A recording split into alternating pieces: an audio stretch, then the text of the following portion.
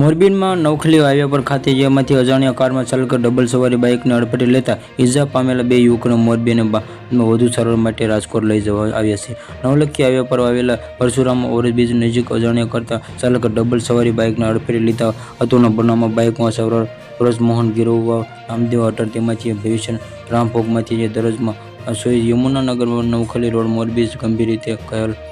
ખવાયેલા હાલતમાં રહીને સિવિલ હોસ્પિટલમાં લાવવામાં આવ્યા હતા અને બંને પ્રાથમિક સારવારમાં આપ્યા બાદ હાલ તો વધુ નાજુક જાણવતા બંનેને રાજકોટ લઈ જવામાં આવ્યા હતા. હોસ્પિટલ ખાતે પોલીસ કરવામાં આવતા બીએસસી દ્વારા કરેલી આગળની તપાસમાં કરવામાં આવી હતી, જે મોરબી સમાકાંઠા વાંકાનેર હાઈવે ઉપરના સોબેશ્વર રોડ ખાતે મારામારીની બનાવમાં ઇજામાં વાલાભાઈને દેવજીભાઈ ધોળકિયા નામના 42 વર્ષના યુવાનને સિવિલના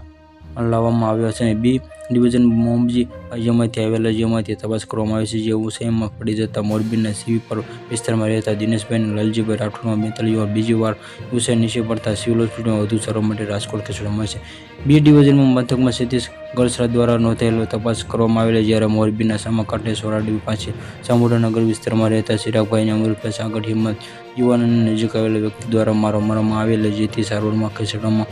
આવ્યો હતો. જે બે ડિવિઝનમાં પોલીસ મથકના જાણ પડ્યા જેમાંથી દ્વારા પહોંચાડી તપાસ કરવામાં આવી છે.